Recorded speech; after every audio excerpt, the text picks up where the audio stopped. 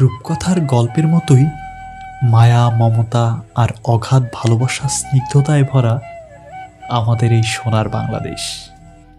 এদেশের গাছপালা, মাটি, বায়ু, জল, ফুল, ফল, পশু পাখি আর নদীনালার মতো এরূপ বৈচিত্র্যপূর্ণ দেশ পৃথিবীতে আর কোথাও নেই।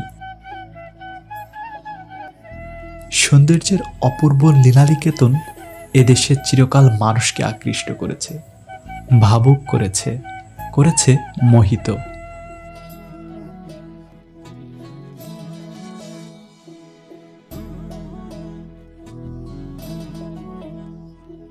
নৈসর্গিক সৌন্দর্যের কবিচিত্ত মুগ্ধ হয়েছে শিল্পী, সাহিত্যিক।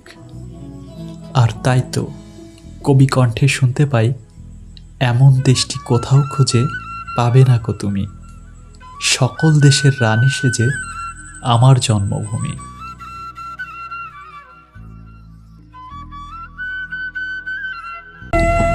আজি ভাইয়া যাও রে অকুল তরিয়ার মাঝে, আমার বাগানা রে মাঝি ভাইয়া যাও রে। আজি ভাইয়া যাও রে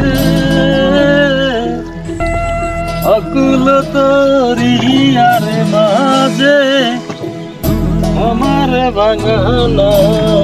প্রকৃতির অপূর্ব দানে সমৃদ্ধ নানা প্রকার গাছপালায় পরিবেষ্টিত এই গ্রামটি।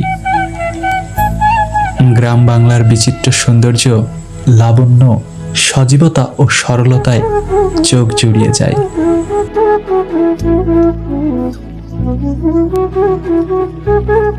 কি অপূর্ব সুন্দর গ্রাম! গ্রাম মানেই তো প্রকৃতির ছোঁয়া, বাতাসে মিশে থাকা সতেজ নিঃশ্বাস।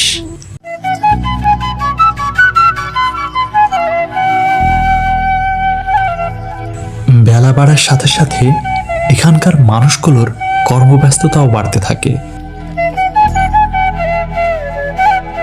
এই গ্রামের মানুষের জীবন ও জীবিকা নির্ভর করে কৃষিকাজ ও গবাদি পশু পাখি পালনের উপর।